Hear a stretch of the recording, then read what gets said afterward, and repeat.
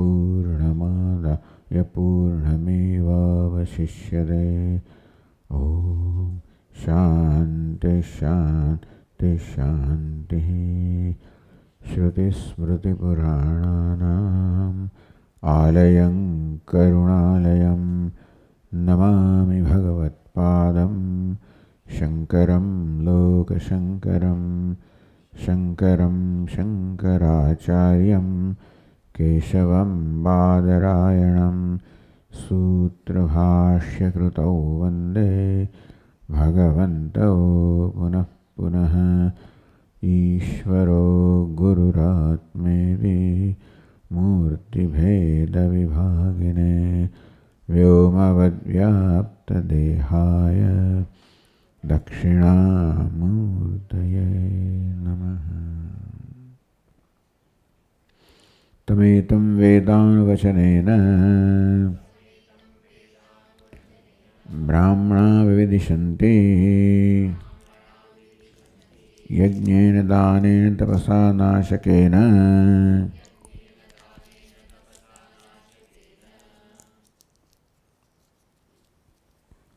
यज्ञेन दानेन तपसा अनाशकेन। यज्ञेन दानेन तो आ दान शब्द में घणो विस्तार कर्यो। यतिने संन्यासीने ध्यान में राखीने कि यति माटे अभयदान ए सर्वश्रेष्ठ दान छे, એટલે કે અહિંસાનું દાન। अहिंसा परमो धर्म समझाव्યું કેવી રીતે અહિંસામાં બધા જ ધર્મનો સમાવેશ થઈ જાય।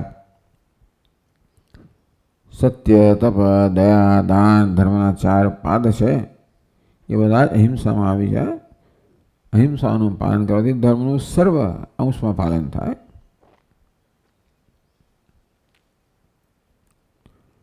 વળી યોગશાસ્ત્રમાં 5 यम कहेवामां आव्या, 5 नियम कहेवामां आव्या। अहिंसानुं सर्वप्रथम स्थान है। ये बड़ा स्वामी कहे अहिंसा रवि यम बाकीना यम नियम बधा समाई जाए छे।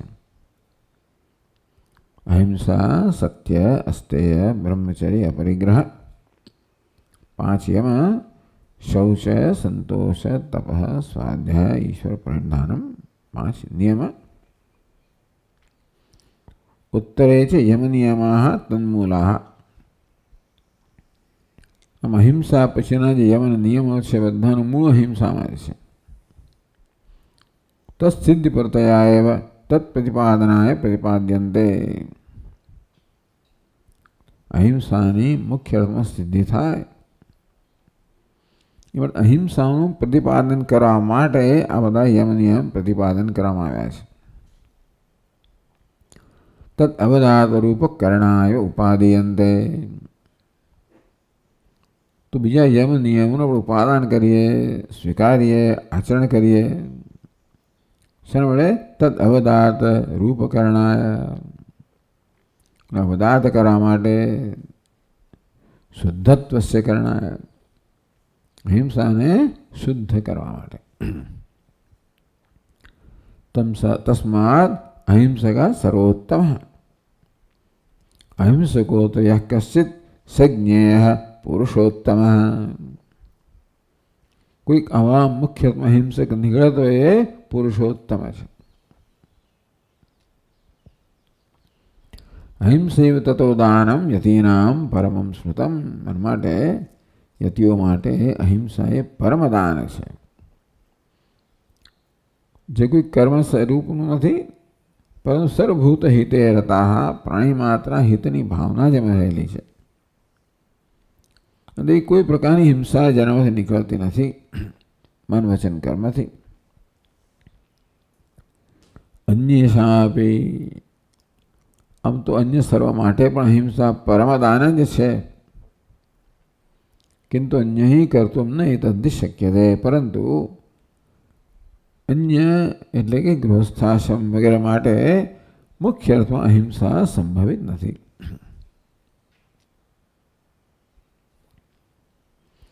पछी आव्युं તપઃ તપો તપસા અનાશકેન.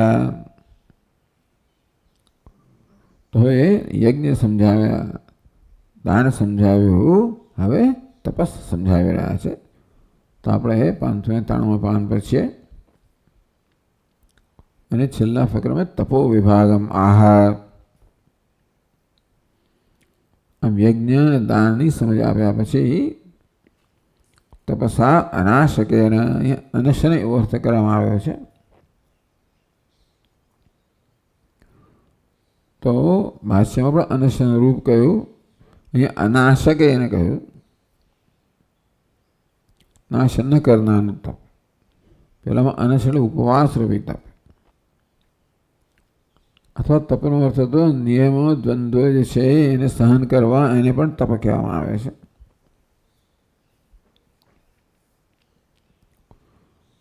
તો અહીં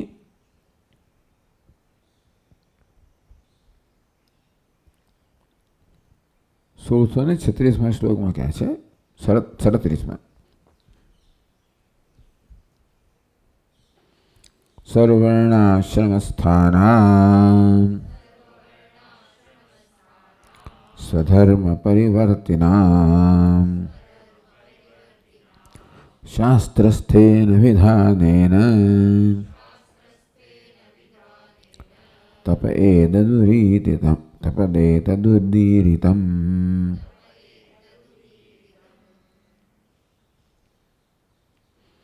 સ્વધર્મ પરિવર્તિનામ સર્વર્ણાશ્રમાસ્થાનામ. પોતાના ધર્મનું પરિવર્તન પાલન કરનારા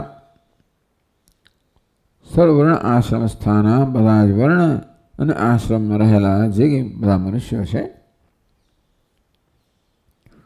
શાસ્ત્રસ્થેન વિધાનેન તપેતદ ઉદીરિતમ. તો પ્રત્યેક વર્ણના આશ્રમના સભ્યએ શાસ્ત્રમાં કયા પ્રકારે તપનું આચરણ કરવું જોઈએ. સર્વેષાં વર્ણિનાનામ આશ્રમિણાનામ ચ. સૌવર્ણના આશ્રમના જે સભ્યો છે મનુષ્યો, સ્વસ્વધર્મ અવિરોધેન શાસ્ત્રોક્ત વિધિના, શાસ્ત્રમાં જે વિધિ કહેવામાં આવ્યો જે પોતાના ધર્મથી વિરુદ્ધ ના હોય, એતદ ઉદીરિતમ, આ તપશ્ચર્યા કહેવામાં આવી છે. તો અહીં તપસ્યાને કહ્યું શરીરેન્દ્રિય મનસામ નિયમન રૂપમ તપ ભગવદ્ ગીતા સૂક્તમિતિ. એ તપનો આવો અર્થ કર્યો, શરીરેન્દ્રિય મનસામ નિયમ રૂપમ, શરીરનું, ઇન્દ્રિયોનું અને મનનું નિયમન કરવું, એમ નામ તપશ્ચર્યા કહેવામાં આવે. ભગવદ્ ગીતા દિશુ ઉક્તમ ઇત્યર્થ. આ પ્રકારનું તપશ્ચર્યા છે જે દેવ શરીરના તપ કહ્યું, દેવદ્વિજ ગુરુ પ્રાજ્ઞ પૂજનમ શૌચમાર્જવમ બ્રહ્મચર્ય હિંસામ છે શારીરમ તપોચ્યતે. દેવ દ્વિજ એટલે બ્રાહ્મણ, ગુરુ અને વિદ્વાનો, મહાપુરુષો હોય, પૂજનમ નું યથાયોગ્ય પૂજન કરવું. દેવ પૂજનમ શૌચમ આર્જવમ. શૌચમ બાહ્ય શૌચને પણ શારીરિક તપ કહેવામાં આવ્યું. આર્જવમ પોતાનું કર્તવ્ય છે એનું યથાયોગ્ય પાલન કરવું. પ્રામાણિકતાથી પાલન કરવું, આર્જવમ પ્રામાણિકતા કહેવામાં આવી. પણ એ પણ કર્તવ્ય કર્મના શરીરના સ્તરે છે, એટલા માટે બ્રહ્મચર્યમ અહિંસા ચ શારીરમ તપોચ્યતે. તો આ હવે એટલે દરેક વર્ણના આશ્રમનો સભ્ય પોતપોતાની રીતે આ બધાનું પાલન કરે. અહિંસા કોને કહેવી, બ્રહ્મચર્ય કોને કહેવું. આમ બ્રહ્મચારી માટે બ્રહ્મચર્ય એક વસ્તુ છે, ગૃહસ્થ માટે બીજી વસ્તુ છે, વાનપ્રસ્થ માટે ત્રીજી વસ્તુ છે, સંન્યાસી માટે ચોથી વસ્તુ છે. અહિંસા, અહિંસા પણ જે પોતપોતાના એ કહેવામાં આવ્યું કે ભાઈ સ્વસ્વધર્મ અવિરોધેના. ગૃહસ્થાશ્રમ હોય તો અગ્નિહોત્રાદી કર્મ કરવાનું કર્તવ્ય હોય તો એમાં હિંસા રહેલી હોય. વાનપ્રસ્થ આશ્રમમાં એ બધું માનસિક રીતે કરવાનું હોય. સંન્યાસ આશ્રમમાં એ કશું કરવાનું ના હોય, બીજું કંઈક કરવાનું હોય. બ્રહ્મચારી સંધ્યાવંદન સમિદાધાનમ આ પ્રકારના કર્મ કરવાનો હોય. એટલે કંઈ પણ કર્મ કરવાનું આવે એટલે કશીક હિંસામાં રહેલી હોય. એ દ્રષ્ટિએ અહિંસાનું પાલન જે છે એ વર્ણ આશ્રમને અનુરૂપ થવાનું. બ્રહ્મચર્યનું પણ.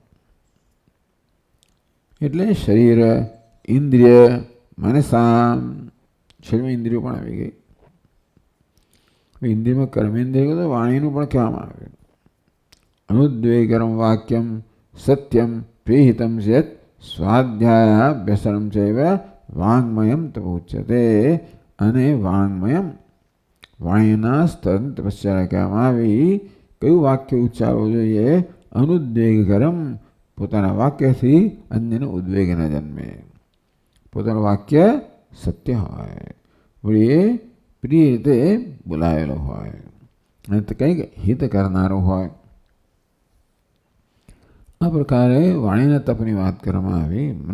મનઃપ્રસાદ સૌમ્યત્વમ મૌનમ આત્મવિનિગ્રહ ભાવ સંશુદ્ધિ ઇત્યેતત તપો માનસમુચ્યતે. ભાવ સંશુદ્ધિ, ઈરાદાઓ ચોખ્ખા હોવા જોઈએ. ભાવ સંશુદ્ધિ, આપણા મનના ઈરાદાઓ ચોખ્ખા હોય. એટલે આ બધું આ માનસનું તપ કહેવામાં આવ્યું. ભગવદ્ ગીતાદિષુ ઉક્તમ ઇત્યર્થ. ભગવદ્ ગીતા અને બીજા બધા સ્મૃતિ ગ્રંથોમાં આ પ્રકારે દેહેન્દ્રિય, મન, બુદ્ધિ વગેરેના તપશ્ચર્યાનું વિસ્તારથી વર્ણન કરવામાં આવ્યું છે. એ દરેક આશ્રમ, વર્ણ અને આશ્રમના સભ્યએ પોતાના ધર્મનું વિહિત કર્મનું પાલન કરતાં કરતાં કરવું જોઈએ. એટલે કે તપશ્ચર્યા જે કહેવામાં આવી એના અનુષ્ઠાનમાં પોતાના ધર્મનો ભોગ ના પાવો જોઈએ. એટલે કહ્યું કે સ્વસ્વધર્મ અવિરોધેના. પોતાના ધર્મનું એટલે કે નિયત કર્મનું પાલન થાય, ફરજનું પાલન થાય. અર્થાત ધર્મના આચરણને, ફરજના પાલનને મુખ્ય કહેવામાં આવ્યું. મુખ્ય તપશ્ચર્યા છે. ક્યારેક તો સ્વધર્મ આચરણને જ તપશ્ચર્યા કહેવામાં આવે છે. એમાં મનનું નિયંત્રણ રહેલું હોય છે. તદુપરાંત પોતાના ધર્મનો ભોગ ન અપાય એ પ્રકારે આ શરીરનું, ઇન્દ્રિયોનું, મનના સ્તરની તપસ્યા. તપસા અનાશકેન, અનાશકને અનશન કહેવામાં આવ્યું. એટલે તપસા અનાશકેન બે જુદા કરવામાં આવ્યા. તપસ એટલે દેહ, વાણી, મનના સ્તરે થતું નિયંત્રણ. અનાશકેન અનશનેન એટલે ભૂખ્યા રહેવું, ઉપવાસ કરવો. તો અનશન વિભાગમાં એ પણ વળી પાછું વર્ણ આશ્રમ પર આધારિત છે. એટલા માટે 3 શ્લોકમાં એને કહે છે. તો પછીના શ્લોકમાં કહે છે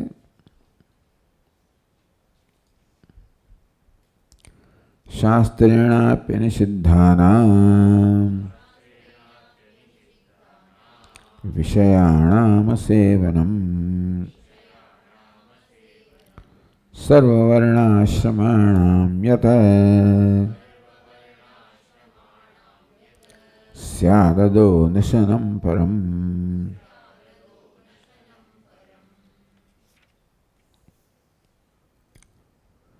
શાસ્ત્રેણાપી અનિષિદ્ધાનામ વિષયાણામ અસેવનમ. તો શાસ્ત્ર કેટલા વિષયોનો નિષેધ કરે છે. આહારની અંદર પણ શાસ્ત્ર નિષેધ કરે, શેનો આહાર ન લેવો જોઈએ, શેનો આહાર લઈ શકાય. આમ દરેક સંપ્રદાયમાં ભિન્ન ભિન્ન વસ્તુ હોય. તો આહારમાં, વિહારમાં, પછી વસ્ત્રમાં, આ બધાની અંદર દરેકની અંદર નિયમ હોય છે. એમાં શાસ્ત્ર કેટલીક વસ્તુની સંમતિ આપે છે, અનુમતિ આપે છે કે બધું આ ખાઈ શકો, આ પહેરી શકો, આ ઓઢી શકો વગેરે. આ પ્રકારના ઇન્દ્રિયના ભોગ ભોગવી શકો. તો શાસ્ત્ર જેને અનુમતિ આપે છે, શાસ્ત્રે જેનો નિષેધ નથી કર્યો. યથાશક્તિ અસેવનમ, એ પણ શાસ્ત્ર અનિષેધાનામ વિષાણામ અસેવનમ, એ પણ પોતાની શક્તિ પ્રમાણે એનું પણ સેવન ના કરવું. શાસ્ત્ર કહે કે તમારે આ ખવાય તો પણ ના ખાય, કે ભાઈ બધા ફળ નહીં ખાઓ, આટલું ખાઈશ, બધા ધાન નહીં ખાઓ, શાસ્ત્ર કહેતો હોય આટલું જ ખાઈશ. એ પ્રકારે બધી વસ્તુ, ભલે શાસ્ત્રમાં ઘણી વસ્તુ આમ તો કેટલું બધું ના કરવામાં આવ્યું હોય, નિષેધ કરવામાં આવ્યો હોય, પરંતુ જેને અનુમતિ આપવામાં એ પણ ઘણું બધું હોય. એમાંથી પણ મારી શક્તિ પ્રમાણે હું ટાળું. અસેવનમ ભોગત્યાગ, આ પ્રકારે પોતાની શક્તિ પ્રમાણે ભોગનો ત્યાગ. શાસ્ત્ર જે ભોગની અનુમતિ નથી આપતું એ તો કોઈ ન જ કરવું જોઈએ, એ તો અધર્મ કહેવાય કરેલો. પણ ધર્મના ક્ષેત્રમાં આવનાર ભોગનો પણ પોતાની શક્તિ પ્રમાણે ત્યાગ, એને અહીંયા અનશન કહેવામાં આવ્યું.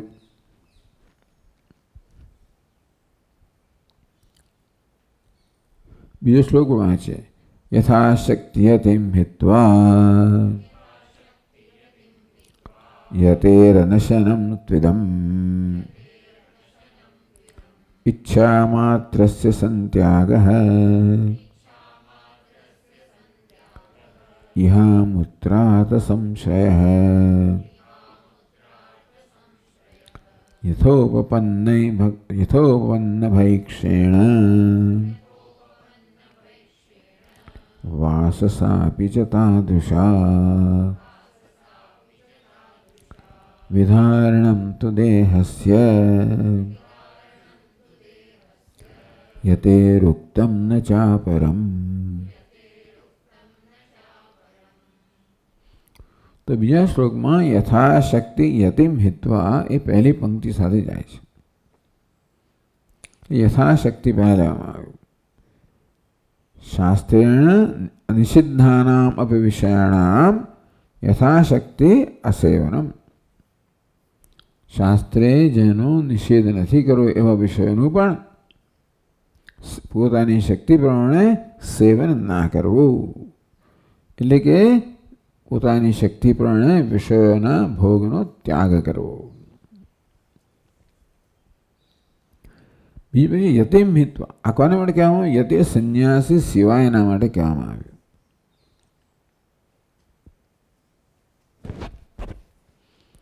સર્વવર્ણાશ્રમાણામ સ્યાદ અનશનમ પરમ, સર્વેષામ વર્ણાશ્રમાણામ યોગ્યમ અનશનમ ઇતિ. બસ આને જ અનશન કહેવામાં આવ્યું. વૈદિકની અંદર ભૂખ્યા રહેવાની વાત બહુ નથી આવતી. ઉપવાસ કરો તો બહુ મોટી વાત છે. કૃચ્છ ચાંદ્રાયણ શું કરી નાખ્યું. બાકી બીજા બધા જે તપશ્ચર્યા કરતા હોય છે, ઉપવાસ વગેરે, તો બહુ મોટું હોય છે. પણ વૈદિક કાળનો ઉપવાસ મને ખાવા પીવાનું લગભગ શરીરનું ધ્યાન રાખવાનું હશે જ.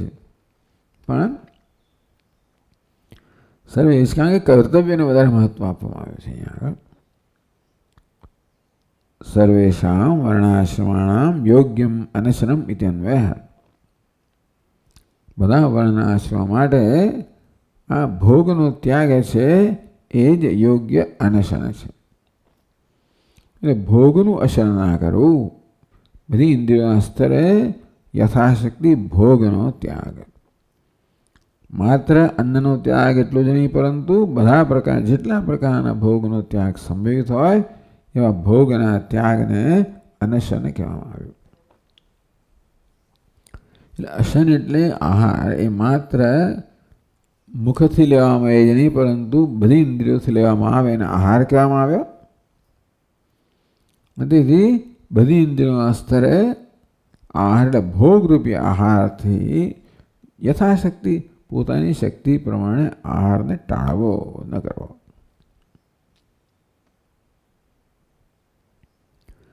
યતે અનશનમ તુ ઇદમ. હવે યતિ માટે સંન્યાસી માટે આ પ્રકારે આને અનશન કહે. ઈચ્છા માત્ર સંત્યાગ યહામૂત્રાત સંશય. યતિ માટે તો ભોગ ત્યાગ તો ખરો છે, પણ ઈચ્છા માત્ર સે સંત્યાગ, ઈચ્છા માત્રનો ત્યાગ કરવો.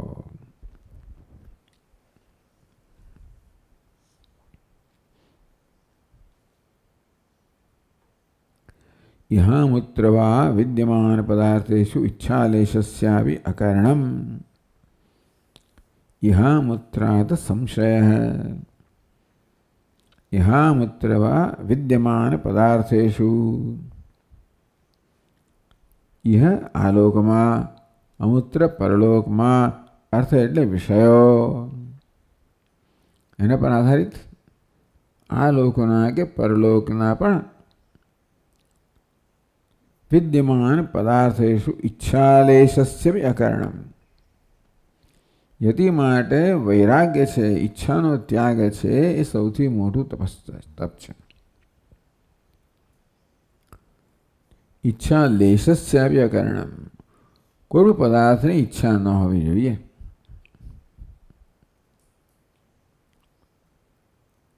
યથોપન્ન ભૈક્ષેણ વાસસા વિજતાદૃશા તથા યથોપન્નેન ભૈક્ષેણ યથ ઔપન્નેન યથા પ્રાપ્તેન ભિક્ષાન્નેન. ભિક્ષાનું અન્ન પણ જે પ્રકારે પ્રાપ્ત થાય તે. સંન્યાસી તો કશું રાંધવું ના જોઈએ, એની પાસે તો હોય જ નહીં. એ જમાનો અગ્નિ પણ ના હોય, એટલે પોતે તો રસોઈ કરી જ ના શકે. ક્યાં તો ભિક્ષા માટે જાય તો અન્ન ક્ષેત્રો છે એ સારું છે, પરંતુ ભિક્ષા માટે જાઓ અને જે મળે યથોપન્નેન, જે મળે તે ખરું. અમુક જ વસ્તુ જોઈએ. સ્વાદવંદમ નથી યાચ્યતામ વિધિવશાત પ્રાપ્તેન સંતુષ્યતામ. સ્વાદિષ્ટ અન્નની યાચના ન કરવી જોઈએ. વિધિવશાત ઈશ્વરની ઈચ્છા પ્રમાણે જે પ્રાપ્ત થાય એનાથી સંતોષ માનવો જોઈએ. ક્ષુદ્ર વ્યાધિ ચિકિત્સતા. એટલે ક્ષુધારૂપી વ્યાધિની ચિકિત્સા કરવી જોઈએ, ઉપવાસ ના કરવા જોઈએ. તો એ વ્યાધિની ચિકિત્સા કરવા માટે ભિક્ષૌષધમ પૂજ્યતા. ભિક્ષારૂપી ઔષધ છે એનું તમારે સેવન કરવું જોઈએ ક્ષુધારૂપી વ્યાધિની ચિકિત્સા કરવા માટે. પણ એ ભિક્ષો ભીખ માગીને લેવામાં અન્ન. સ્વાદવંદમ સાધુવંદમ નચુ યાચ્યતા. સ્વાદુ એટલે સ્વાદિષ્ટ અન્નની યાચના ન કરવી જોઈએ. યાચના ન કરવી જોઈએ कि मामा हमको वो दे दीजिए, वो दे दीजिए, आपके घर में है. विधिवशात प्राप्त संतुष्यताम यथोपन्न भैक्षेण. જે ઉપસ્થિત થાય પોતાની સમક્ષ એ પ્રકારના ભિક્ષાન અન્નથી સંતુષ્યતામ, સંતોષ મેળવવો જોઈએ.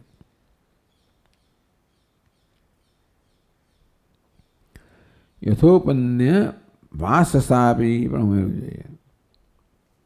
યથોપન્નેન એટલે યથા પ્રાપ્ત ને વાસસા. વાસ એટલે વસ્ત્ર, ઓઢું. તાદૃશા યથોપન્નેન વાસસા છે દેહસ્ય વિધારણમ નિર્વહણમ. દેહને ઢાંકવાનું તેના માટે જ જોઈએ ને વસ્ત્ર. તો જે વસ્ત્રમાં પ્રાપ્ત થાય એની જાતે સામેથી જે અન્ન પ્રાપ્ત થાય એનાથી પોતાની ક્ષુધા સમાવવી અને સામે જે વસ્ત્ર પ્રાપ્ત થાય એનાથી દેહને ઢાંકવો. એટલા માટે પછી આ બધી રથ્યા ચર્બળ વિરજિત કંથ પુણ્ય પુણ્ય વિવર્જિત પંથ. રથ્યા ચરપડ વિરજિત કંથ. રથ્યા એટલે શેરીમાં જે ચીંથરા પડેલા હોય એ બધાને ભેગા કરીને જે ગોદડી બને એને પોતાને ઢાંકી શકે.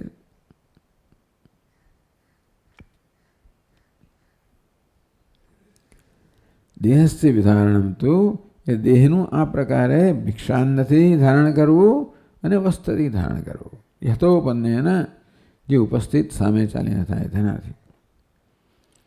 એ તો ઉત્તમ ન છે પરમ એ સિવાયનું વ્રત યતિ માટે કહ્યું નથી. ઉપવાસ કરવા વગેરે કે બીજા પ્રકારનું વ્રત જે બીજા આશ્રમ માટે હોય એવું યતિ માટે. કારણ કે ઈચ્છા ન કરવી જ મોટું વ્રત છે. ભોગથી દૂર રહેવું જ.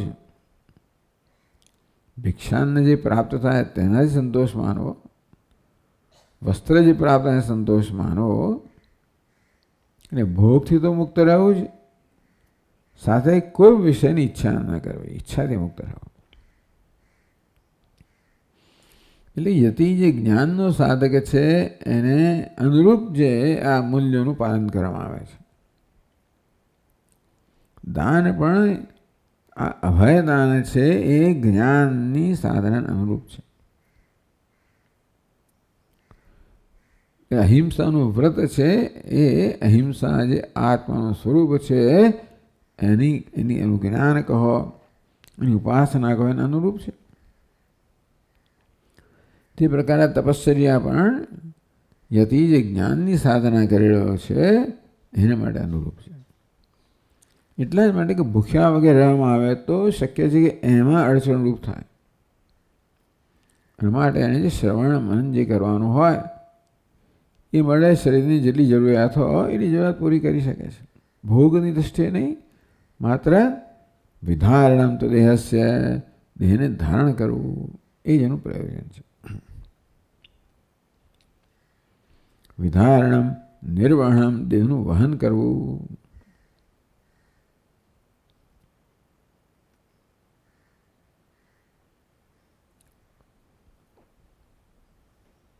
છેલ્લા શ્લોકમાં આખો વિષય છે એનું સમાપન કરે છે. એવં યજ્ઞસ્તથા દાનમ તપો નશનમેવ ચ ચતુષ્ટયમ ભવેત પુણ્યમ બ્રહ્મ વિજ્ઞાન કારણમ.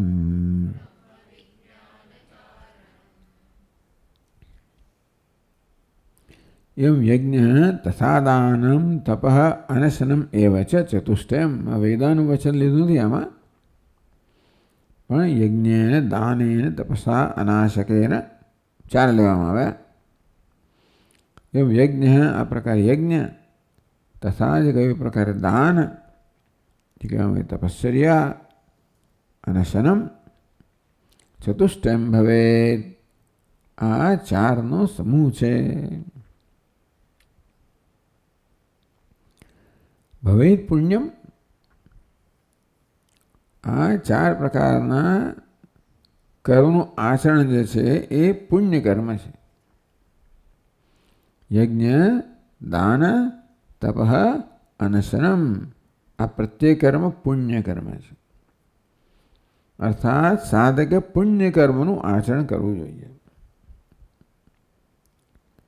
કયા વર્ણનો છે, કયા આશ્રમનો સભ્ય છે એ પરથી પુણ્ય કોને કહેવાય એની વ્યાખ્યા થોડી ઘણી જુદી હોય, પણ જેનું પુણ્ય કર્મ હોવું જોઈએ. અને આપણે જીવનમાં બને એટલા પુણ્યનો સંચય કરવો જોઈએ. અને જ્ઞાનના સંદર્ભમાં પુણ્ય એટલે નિષ્કામ કર્મ. પુણ્ય કર્મ પણ ખરો અને નિષ્કામ ભાવનાથી થયેલું પુણ્ય કર્મ. એટલે અહીં તો કે આપણે આનો સંચય કરવો જોઈએ, પુણ્યનો સંચય કરવો જોઈએ, પુણ્ય ભેગું કરવું જોઈએ. તો ભવેત પુણ્યમ બ્રહ્મ વિજ્ઞાન કારણમ.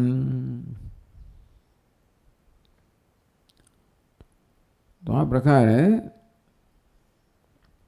બ્રહ્મ વિજ્ઞાન કારણમ एवं विध यज्ञादि चतुष्टयं पुण्यम ब्रह्म विज्ञान हेतुतया उक्तम। आ पुण्य कर्म છે બ્રહ્મ વિજ્ઞાનનું કારણ છે. ગીતામાં કોઈ અમાનિત્વ અદંભિત્વને ભગવાને જ્ઞાન એટલે બ્રહ્મ વિદ્યાનું જ્ઞાનનું કારણ કહ્યું. અહીંયા આગળ યજ્ઞ દાન તપ અને શનમ એ પુણ્યકર્મ છે. એ કઈ રીતે કરવા, એને પુણ્યકર્મ બનાવવા, એ બધું પણ કામનાથી પ્રેરણા કરવામાં આવે તો પુણ્યકર્મ ખરું, પણ એ બ્રહ્મ વિદ્યાનું કારણ ના બને. આ જ વસ્તુઓ સકામ રીતે કરવામાં આવે તો એ પછી ભોગનું કારણ બને, પણ નિષ્કામ એવો કરવામાં આવે તો બ્રહ્મ વિજ્ઞાન કારણમ, બ્રહ્મ વિજ્ઞાનનું કારણ બને.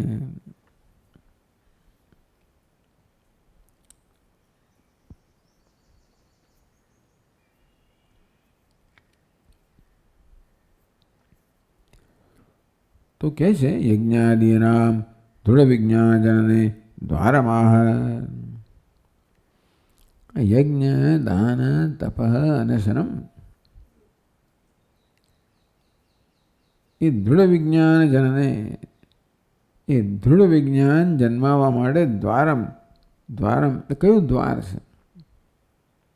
તમે આ કર્મ કરો તો કયું દ્વાર ખુલે જેને તમે બ્રહ્મ વિદ્યાને પ્રાપ્ત કરો? કયા દ્વાર ખુલે? એટલે કે આ પુણ્યકર્મ જે કહેવામાં આવે નિષ્કામ ભાવથી કરવાનું પુણ્યકર્મ બ્રહ્મ વિજ્ઞાનનું કારણ કઈ રીતે બને? બ્રહ્મ વિજ્ઞાન માટેના દ્વાર ખોલે, જે દ્વારા પછી આપણે બ્રહ્મ વિજ્ઞાનને પ્રાપ્ત કરી શકીએ. તો દૃઢ વિજ્ઞાન જનને દ્વારમાં આ પ્રકારના પુણ્યકર્મ કેવી રીતે દૃઢ વિજ્ઞાનને જન્મ આપે છે એ કયા દ્વારે એ કહે છે. 2 શ્લોકમાં કહે છે જાતે બ્રહ્મણિ વિજ્ઞાને દુષ્ટા દુષ્ટ સહાયતઃ ઈચ્છા વિષય સૌંદર્યાદ સ્વયમેવ પ્રજાયતે.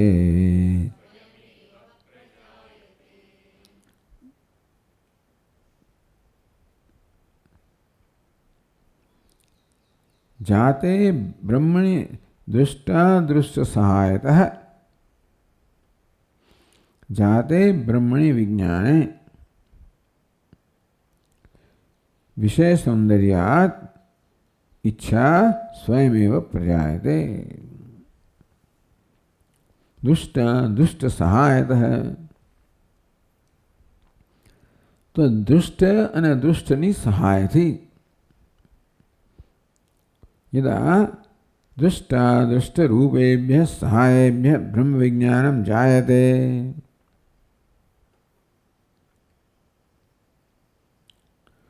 दृष्ट અને અદૃષ્ટ બંને પ્રકારના ઉપાયો કહેવામાં આવે. યજ્ઞ દાન તપ કેવા દૃષ્ટ ઉપાય કહેવામાં આવે. અદૃષ્ટ પછી ક્યાં છે? શ્રવણમ મનન વગેરે અદુષ્ટ ઉપાય કહેવામાં આવે. દુષ્ટ દુષ્ટ સહાયતઃ દુષ્ટ અને દુષ્ટની સહાયથી બ્રહ્મણી વિજ્ઞાને જાતે બ્રહ્મનું જ્ઞાન જ્યારે જન્મે ત્યારે વિષય સૌંદર્યાત ઈચ્છા સ્વયમેવ પ્રજાયતે. બ્રહ્મ જ્ઞાન એટલે બ્રહ્મના સૌંદર્યનું જેમ જેમ જ્ઞાન થતું જાય તેમ તેમ એ બ્રહ્મને પ્રાપ્ત કરવાની જાણવાની ઈચ્છા ધીમે ધીમે તીવ્ર થતી જાય. યદા દુષ્ટા દુષ્ટરૂપેભ્ય સહાયભ્ય બ્રહ્મ વિજ્ઞાનમ જાયતે તદા બ્રહ્મ વિષયસ્ય સ્વભાવ સુંદરત્વાત તત્ર ઈચ્છા સ્વયમેવ જાયતે. બ્રહ્મ વસ્તુ એવી છે ને કે બ્રહ્મરૂપી વિષય જે છે સ્વભાવ સુંદરત્વાદ, આ બ્રહ્મ વિષય જેવો છે સ્વભાવથી સુંદર છે. આમ જેમ જેમ અંતરાગા શુદ્ધિ દ્વારા બ્રહ્મનો પરિચય થતો જાય, આત્માનો પરિચય થતો જાય, ઈશ્વરનો પરિચય થતો જાય, જે પ્રકારે આપણે સાધના કરતા હોઈએ તો ત્વમ પદ પ્રધાન સાધના હોય, તત્પદ પ્રધાન સાધના હોય. ભક્ત લોકોની સાધના તત્પદ પ્રધાન હોય, ભગવાનની આરાધના કરતા હોય. કાયવાંગમાં કાર્યમુત્વમ ભગવાનની પૂજન અર્ચના વગેરે કરતા હોય તો ભગવાનના સૌંદર્યનું જ્ઞાન થતું જાય. આત્માની આરાધના કરતા આત્માના સૌંદર્યનું જ્ઞાન થતું જાય. બંને રૂપમાં બ્રહ્મ જ છે, સૌથી સુંદર જ છે. તો વિષય સૌંદર્ય ટૂંકમાં બ્રહ્મ વિષયસ્ય સ્વભાવ સુંદરત્વાત્. આ બ્રહ્મરૂપી વિષય જે છે ને એ સ્વભાવથી જ સુંદર હોવાને કારણે તત્ર ઈચ્છા સ્વયમેવ જાયતે. એટલે આ પુણ્ય કર્મ કરો એટલે બ્રહ્મ માટેની ઈચ્છા જન્મે છે, કારણ કે બ્રહ્મની સુંદરતાના દર્શન થતા જાય અને માટે બ્રહ્મ માટેની ઈચ્છા જન્મે.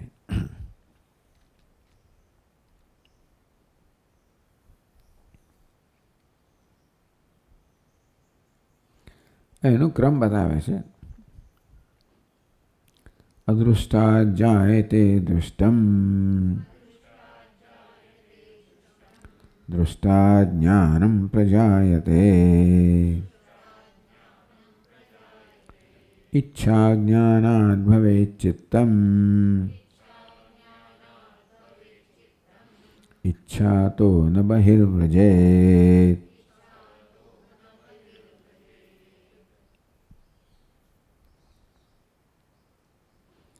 અદુષ્ટા જાયતે દુષ્ટમ. અદુષ્ટ કહો, પુણ્ય કહો. આજે પુણ્ય કર્મ કર્યા, યજ્ઞ દાન તપ અનશન વગેરે પુણ્ય કર્મ જે કર્યા નિષ્કામ ભાવે, એનાથી દુષ્ટમ દુષ્ટ વસ્તુ જન્મે છે. શું દુષ્ટ વસ્તુ શું છે? તત્ર અદુષ્ટાદ યાગાદિ સુકૃત રૂપાત. તો યજ્ઞ દાન તપસ્યા વગેરેથી જે સુકૃત સત્કર્મ થયા, નિષ્કામ કર્મ થયા, એને જે પુણ્ય કર્મ મળે, પુણ્ય થયું એનાથી દુષ્ટ વસ્તુ પ્રાપ્ત થાય. આપણે અનુભવી શકીએ પ્રકારની વસ્તુ પ્રાપ્ત. કઈ વસ્તુ છે? ગુરુ શાસ્ત્ર અધિકારી શરીરાદિ લાભ રૂપમ જાયતે. અધિકારી શરીર પ્રાપ્ત થાય. જે કંઈ શરીર અત્યારે પ્રાપ્ત થયું છે, જે દ્વારા આ બધું કરવામાં આવે છે, એ પણ પૂર્વના પુણ્યના પરિણામે જ છે. તો જ આ પ્રકારની રુચિ જન્મે. આમ બ્રહ્મનું શ્રવણ કરવું કોને ગમે? વેદાંતનું શ્રવણ બહુ શુષ્ક છે ને, આમ તો આ વિષય અત્યંત શુષ્ક છે. એટલે એનો રસ કોને મળે? એના રસનો આનંદ કોણ લઈ શકે? જેનામાં એ પ્રકારની વિશેષ વૃત્તિ જન્મી છે તે જ. અને તેથી એ પ્રકારની ઉપાધિ છે પ્રાપ્ત થઈ હોય તો જ આ શાસ્ત્રના શ્રવણની ઈચ્છા જન્મે. અને શ્રવણ ક્યારે થાય? જ્યારે વક્તા મળે ત્યારે, કે અધિકારી શરીર પ્રાપ્ત થાય, ગુરુ પ્રાપ્ત થાય. ગુરુ શાસ્ત્ર અધિકારી શરીરાદિ લાભ રૂપમ. શાસ્ત્ર ગ્રંથોનો આપણને શ્રવણ થાય, એ ગ્રંથો સમજવાની આપણામાં ક્ષમતા હોય, એ અધિકારી શરીર છે, એ પણ પ્રાપ્ત થાય. આ પ્રકારે આ બધી વસ્તુ જે કંઈ માત્રામાં આપણે ધરાવતા હોઈએ, આ બધી વસ્તુ પૂર્વમાં કરેલા પુણ્યનું પરિણામ છે. પણ એ પુણ્ય ચાલુ જ રહેવા જોઈએ. આ પ્રક્રિયા ચાલુ જ રહેવી જોઈએ. પુણ્યનો બને એટલો સંચય થવો જ જોઈએ. નિષ્કામ કરવાની કોઈ પણ તક આપણે મેળવીને પુણ્યનો સંચય કરવો જ જોઈએ, જેથી ઉપાધિમાં, શાસ્ત્રની સમજમાં, ગુરુ આ બધી વસ્તુઓમાં ઉન્નતિ થાય. એટલે આપણામાં અદૃષ્ટ છે, પુણ્ય આપણે સંચિત કર્યું છે, એ માટેનો પુરાવો કયો? તો કે આ દૃષ્ટ વસ્તુ પ્રાપ્ત થાય. અધિકારી શરીર પ્રાપ્ત થયું, ગુરુ પ્રાપ્ત થયા, શાસ્ત્ર પ્રાપ્ત થયું, શ્રવણ પ્રાપ્ત થયું, સમજ પ્રાપ્ત થઈ, રસ પ્રાપ્ત થયો, અને એનો પછી એનો વધારે વધારે આનંદ પ્રાપ્ત થાય એટલે વધારે ઈચ્છા જન્મતી ગઈ.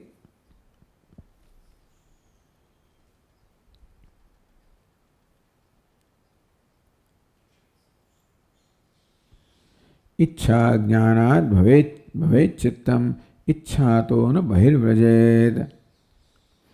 ઈચ્છા જ્ઞાનાદ ભવેત તો આત્મજ્ઞાનમ પરોક્ષમ જાયતે. જેમ શાસ્ત્રોનું શ્રવણ થતું જાય તેમ તેમ બુદ્ધિમાં ઉતરતું જાય, તેમ તેમ આત્માની મહત્તા સમજાતી જાય, સૌંદર્ય સમજાતું જાય, વધારે વધારે માટેનો આપણે ભાવ જન્મતો જાય, ઈચ્છા જન્મતી જાય. એટલે આત્મજ્ઞાનમ પરોક્ષમ જાયતે. પેલા પરોક્ષ જ્ઞાન જન્મે. કે અદ્વૈત માટે, બ્રહ્મ માટે પ્રેમ જન્મવો, અદ્વૈત માટે પ્રેમ જે કંઈ હોય જેનું શ્રવણ કરતા હોય, જ્યાં પણ આપણે પહોંચી ગયા હોય, દ્વૈતમાં હોઈએ, વિશિષ્ટ અદ્વૈતમાં હોઈએ, જેમાં પણ હોઈએ, જે કશી પરંપરામાં પહોંચીએ, એ ત્યાં જે ઉપદેશ પ્રાપ્ત થાય, ઉપદેશ આપણામાં એ ઉપદેશ પ્રવેશ કરીને આપણો રુચિ જન્માવે. તો એ રુચિ જન્મે, એ રુચિ છે એ આપણને વધુને વધુ એમાં પ્રયત્ન કરાવડાવે. તો પરોક્ષમ જ્ઞાનમ જાયતે, પરોક્ષ જ્ઞાન જન્મે, રુચિ જન્મે, આપણે પ્રેમ જન્મે. તત આત્મ સાક્ષાત્કાર ઈચ્છા જાયતે. તો એ અપરોક્ષ જ્ઞાનની ઈચ્છા જન્મે. તો એ ઈચ્છા જેમ જેમ તીવ્ર થતી ઈચ્છાયા છે ચિત્તસ્ય આત્મ એકાગ્રત્વમ. ઈચ્છા જ્ઞાનાદ ભવેદ ઈચ્છાદ ચિત્તમ બહિર્ન વ્રજેત. આમ આત્માની ઈચ્છા જેમ જેમ જન્મે તેમ તેમ ચિત્તને એમાં જ રત રહેવું ગમે, વધુ વધુ શ્રવણ કરવું ગમે, વધુ વધુ મનન કરવું ગમે, વધુ વધુ એમાં જ ચિત્તને ચોંટેલા રહેવું ગમે, બીજું કશું ગમે નહીં. તો કહે છે કે ઈચ્છા જ્ઞાનાદ ભવેત ઈચ્છાતઃ ચિત્તમ ન બહિર્વ્રજેત. ચિત્ત કોઈ બહાર ન જાય, ચિત્તની એકાગ્રતા થાય.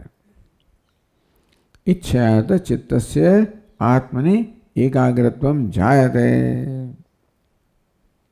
ઈચ્છાને કારણે ચિત્તનું આત્મામાં, ચિત્તની આત્મા એકાગ્રતા જન્મે.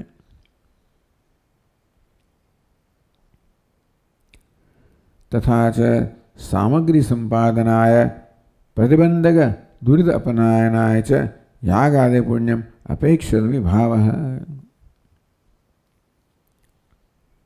ટૂંકમાં સામગ્રી આ બધી સામગ્રી પ્રાપ્ત કરવા માટે, દુષ્ટ સામગ્રી, અધિકારી દેહ હોય, ગુરુ હોય, શાસ્ત્ર, એટલે ઈશ્વર કૃપા, ગુરુ કૃપા, શાસ્ત્ર કૃપા, આત્મકૃપા, એ બધાનું કારણ છે પુણ્ય. સામગ્રી સંપાદનાય પ્રતિબંધક દુરિત અપનાય છે. આ જ્ઞાન પ્રતિબંધકો છે. પૂર્વના દુરિત, દુરિત કહો, પાપ કહો, અત્યારે વર્તમાનમાં આપણા પ્રતિબંધકો, અવરોધકો, વિઘ્નો થઈને આવે છે. બધા જ્ઞાનના વિઘ્નો છે. પ્રતિબંધક દુરિત અપનાય છે યાગ આદે પુણ્ય અપેક્ષિત. માટે યાગ વગેરે પુણ્યની અપેક્ષા, એટલે પુણ્ય કર્મની અપેક્ષા હંમેશા છે જ. નિષ્કામ કર્મની અપેક્ષા હંમેશા રહેલી છે. એટલે જેટલું થાય એટલો પુણ્યનો સંચય દરેક દરેક અવસ્થામાં સંભવ હોય. જે કોઈ સ્થળે હોઈએ, અવસ્થામાં હોઈએ, સ્થિતિમાં હોઈએ, ત્યાં બની શકે એટલું નિષ્કામ કર્મથી પુણ્યનો સંચય કરવો જોઈએ. સામાન્ય નિયમ થયો. એ જ પુણ્ય કર્મ આપણામાં એ પ્રકારનો એક અનુગ્રહ જન્મ આવે, જે બધા દુરિતોને દૂર કરનારો બને અને જોડે જોડે અનુકૂળતા ઉત્પન્ન કરનારો બને. પ્રતિકૂળતા દૂર કરનારો બને, અનુકૂળતા ઉત્પન્ન કરનારો બને. બહારની અનુકૂળતા અને આંતરિક અનુકૂળતા. બહારની અનુકૂળતા સંજોગો રૂપી, આંતરિક અનુકૂળતા આપણા મન જે છે એ મનના સહકાર રૂપી. બહારની અનુકૂળતા તો પણ મનની અનુકૂળતા ના હોય, મનની અનુકૂળતા બહારની અનુકૂળતા ના હોય. આ બંને પ્રકારની અનુકૂળતા જોઈએ. આ બધી અનુકૂળતા છે એ ઈશ્વરના અનુગ્રહને કારણે છે. બહારની અનુકૂળતા, અંદરની અનુકૂળતા બધું એ ઈશ્વરના અનુગ્રહને કારણે છે. ઈશ્વર અનુગ્રહ પુણ્ય કર્મને કારણે છે. માટે યાગાદિ પુણ્યમ અપેક્ષિતમ ભાવ માટે યજ્ઞ દાન વગેરે પુણ્ય કહેવામાં આવ્યું એ અપેક્ષિત છે, એની જરૂરિયાત છે. એટલે આ વાક્ય આટલા શ્લોકોમાં સમજાવવામાં આવ્યું. તમેતમ વેદાનુવચનેન બ્રાહ્મણઃ વિવિધિષન્તિ યજ્ઞેન દાનેન તપસા અનાશકેન. હવે આગળનું વાક્ય છે તો કે નનુ કિમર્થમ આત્મજ્ઞાનમ અપેક્ષણીયમ. આત્માના જ્ઞાનની અપેક્ષા શેના માટે છે? મહાપ્રભાવૈ કર્મવીર્ય વયમ કૃતાર્થા ઇતિ. કર્મનો મહાન પ્રભાવ હોય છે. એ કર્મ મહાન ઉત્પન્ન પુણ્ય ઉત્પન્ન કરતું હોય છે, અસર ઉત્પન્ન કરતું હોય છે. તો કર્મથી અમને જે જોઈએ પ્રાપ્ત ના થાય, તો કર્મથી મોક્ષ ન પ્રાપ્ત થાય, માત્ર જ્ઞાનથી પ્રાપ્ત એમ કેમ કહો છો? કર્મ મહાન પ્રભાવશાળી છે, મોક્ષ પ્રાપ્ત ન થાય. એ શંકાવારકસ્ય મુનિર્ભવતી વાક્યસ્ય અંત્યવાક્યસ્ય અર્થમાહ. તો પહેલી પાદનો કહે છે અને પછી બીજી પાદનો છે બીજા પાને. એતમેવ વિદિત્વા મુનિર્ભવતી એતમેવ પ્રવ્રાજનો લોકમિચ્છन्तઃ પ્રવ્રજન્તે ઇતિ. એતમેવ વિદિત્વા મુનિર્ભવતી. એતત આ જ્ઞાન પ્રાપ્ત કરીને મુનિ બને છે. પછીનું વાક્ય એતમેવ લોકમિચ્છन्तઃ પ્રવ્રાજન પ્રવ્રજન્તિ. આ જ લોકની ઈચ્છા કરીને, આત્મલોકની ઈચ્છા કરીને પ્રવ્રાજન સંન્યાસીઓ પ્રવ્રજન કરે છે. એટલે બીજા વાક્યને પહેલું, બીજું વાક્ય પહેલું જોઈએ, પહેલું વાક્ય પછી જોઈએ, પણ જે હોય તે. બીજા વાક્યમાં શું કહ્યું? એતમ એવ લોકમિચ્છन्तઃ. આ જ આત્મલોકની ઈચ્છા કરનારા સંન્યાસીઓ એટલે સાધકો સંન્યાસ ગ્રહણ કરે છે. એ વાક્યમાં કહ્યું કે મુમુક્ષુઓ પણ સંન્યાસ ધારણ કરે છે. એટલે મુમુક્ષુઓ માટે પણ સંન્યાસનું વિધાન કરવામાં આવ્યું.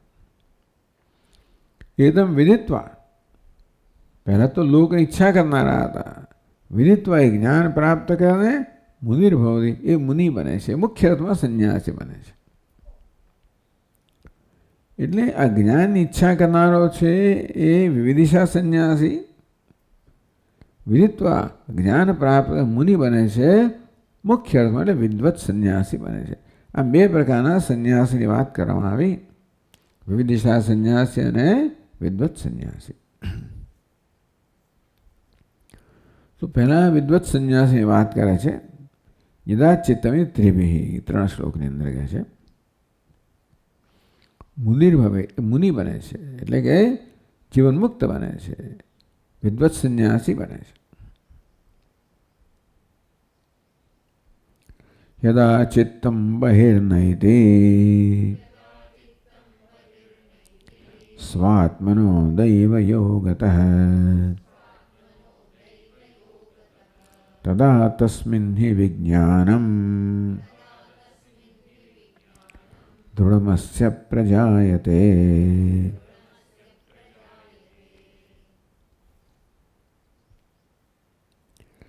दैवयोगतः यदा चित्तं स्वात्मनः बहिर्न एति।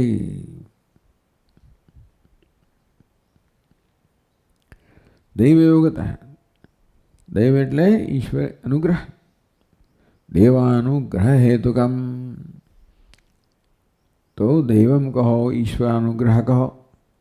દૈવયોગતઃ આ પ્રકારે ઈશ્વરના અનુગ્રહથી એટલે કે પૂર્વ પુણ્યના પરિણામે યદા ચિત્તમ બહિર્ન એતિ આગળ કહ્યું ને, ઈચ્છા જ્ઞાનાદ ભવે ચિત્તમ ઈચ્છાતો ન બહિર્વ્રજેત. પરોક્ષ જ્ઞાનથી અપરોક્ષ જ્ઞાનની ઈચ્છા જન્મે, ઈચ્છા જન્મ્યા પછી ચિત્ત બહિર્મુખ નથી બનતું.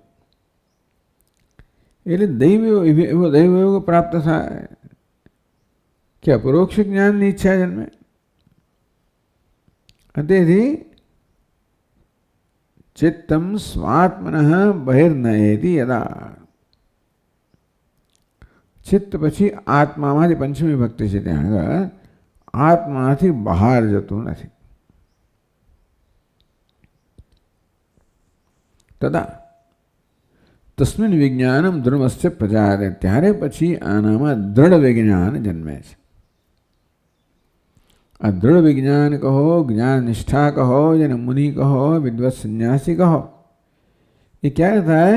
ચિત્તની એકાગ્રતા જ્યારે આત્મા પ્રાપ્ત થાય. દૈવયોગતઃ ઈશ્વરના અનુગ્રહથી જ્યારે આ ચિત્ત આત્મા એકાગ્ર બને ત્યાર પછી એ જ્ઞાનમાં દૃઢતા પ્રાપ્ત થાય. કહે છે ટીકા, યદા ચિત્ત એકાગ્રમ ભવતી, એટલે ટૂંકમાં યદા ચિત્તમ બહિર્નયતિ દૈવયોગતા, એનાથી કહેવામાં આવ્યું યદા ચિત્તૈકાગ્રમ ભવતી, દૈવના યોગથી કે ભાઈ ઈશ્વરના અનુગ્રહથી પૂર્વ પુણ્યના પરિપાક રૂપે જ્યારે ચિત્તની એકાગ્રતા. એટલે ત્યાં આપણે જોયું ને અહીંયા આગળ ઉપદેશ શાસ્ત્રીમાં પણ આ દેહ છે એ પણ જ્ઞાનનું કારણ છે. આપણો વિશેષ દેહ મળતો હોય છે. ટૂંકમાં જે દેહમાં મુનિ બને, વિદ્વત સંન્યાસી બને, જીવનમુક્ત બને, એ કોઈ સામાન્ય દેહ નથી. એ દેહ પણ પૂર્વના કર્મનું જ પરિણામ છે, પૂર્વનું પુણ્યનું પરિણામ છે. એટલે કર્મથી જ્ઞાન જન્મે એમ કહેવાય. કર્મથી અનુકૂળ દેહ ઉપાધિ પ્રાપ્ત થઈ, જે ઉપાધિ જ્ઞાન માટે અનુકૂળ છે એ રીતે કર્મ જ્ઞાનનું સાધન બને છે. અને પછી શ્રવણ કર્મ પણ જ્ઞાનનું સાધન બને. પણ યદા ચિત્તૈકાગ્રમ ભવતિ તદા દૃઢમ અસ્ય દૃઢમ વિજ્ઞાનમ પ્રજાયતે, ત્યારનું જ્ઞાન દૃઢ બને છે. દૃઢ કોને કહેવાય? અસંભાવનાદિ અનાસ્કંદનીયમ મહાવાક્યજમ જ્ઞાનમ જાયતે. તો અસંભાવના, વિપરીત ભાવના, વળી બધી ભાવનાઓ, સંશય ભાવના, અસંભાવના, સંશય ભાવના, વિપરીત ભાવના. શ્રવણ મનન લીધે આ પ્રકાર કહેવામાં આવ્યું. શ્રવણથી અસંભાવના જાય, મનથી વિપરીત સંશય ભાવના જાય, નિર્ધ્યાસનથી વિપરીત ભાવના જાય. અસંભાવના દેવી અનાસ્કંદનીયમ, કેવું જ્ઞાન છે જે કશી વસ્તુને હલાવી ના શકે. હવે અસંભાવના જન્મે નહીં, સંશય ભાવના જન્મે નહીં, વિપરીત ભાવના જન્મે નહીં. જન્મે તો કંઈક હલાવી શકે, પણ ટૂંકમાં એને વિચલિત ન કરી શકે. આ કોઈ ભાવનાઓ જન્મે નહીં, એનું નામ છે જ્ઞાનની દ્રઢતા. પછી કોઈ પ્રયત્ન ના કરવો પડે. જ્યાં સુધી આમાંની કોઈ અસંભાવના, સંશય ભાવના, વિપરીત ભાવના જન્મતી હોય ત્યાં સુધી એ બધા પ્રતિબંધકોને દૂર કરવા માટેનો પ્રયત્ન કરવો પડે. પછી ન જન્મે તો પછી હવે કોઈ પ્રયત્ન વગર જ્ઞાનની નિષ્ઠા છે.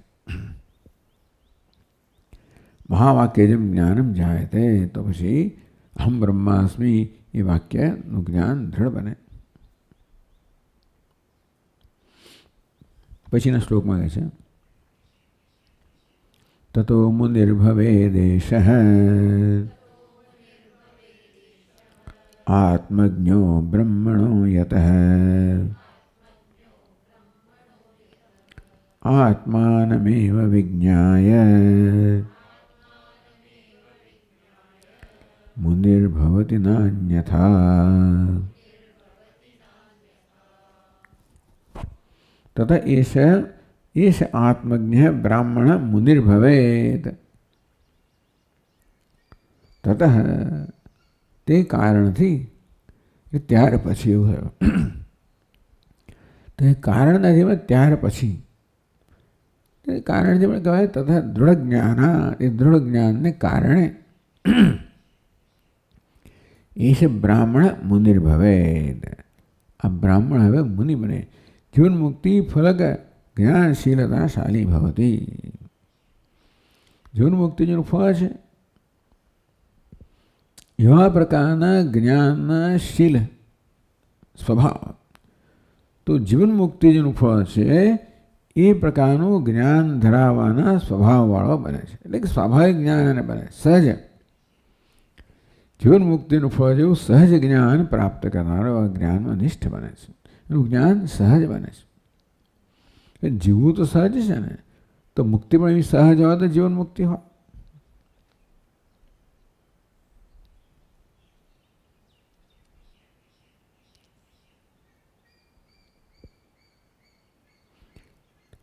આત્માને વિજ્ઞાય મુનિર્ભવતી નાન્યથા.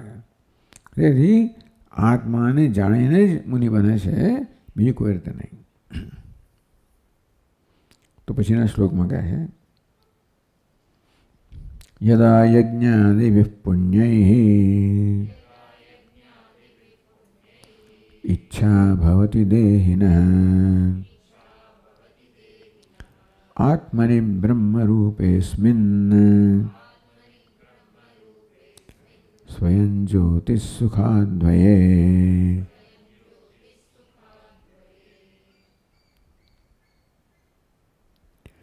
તેથી યદા યજ્ઞાદિभिः પુણ્યૈઃ દેહિન ઈચ્છા ભવતી. તેથી યજ્ઞાદિभिः આત્મનિ બ્રહ્મરૂપે દૃઢાજ્ઞાન ઈચ્છા ભવતી. આત્મા એ બ્રહ્મ સ્વરૂપ છે, એને જાણવાની, પ્રાપ્ત કરવાની, નિષ્ઠ બનવાની, એ બની જવાની દૃઢ ઈચ્છા જ્યારે જન્મે છે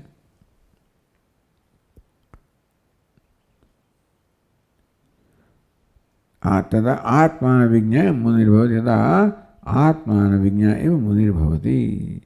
ત્યારે જ આવી દ્રઢ ઈચ્છાના પરિણામે આત્માને જાણીને જ આ જ્ઞાની મુનિ ભવે છે.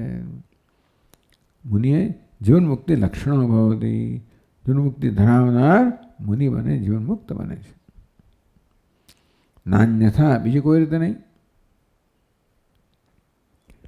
ઇતરત કર્મફલમ પ્રાપ્તિ ત્રયાણામ સંબંધ. બીજી કોઈ રીતે નહીં. એટલે કે ટૂંકમાં બીજા પ્રકારનું કર્મફળ પ્રાપ્ત કરે નહીં. આ બધાથી આ જે પુણ્ય પ્રકારનું પ્રાપ્ત થાય એ પ્રથિત થાય. બીજા પ્રકારના સકામ કર્મ જે પુણ્ય છે એનાથી ન થાય, બીજા કશાથી નહીં. અન્યથા પ્રજાય તે એક જ રીતે છે એ જ્ઞાન જન્મે છે. એટલે યજ્ઞે દાને તપસા અનાશકેન તો મુનિર્ભવતી. એ છેવટે એ મુનિ અર્થાત જીવન મુક્ત બને છે એવું કહેવામાં આવ્યું. ઓમ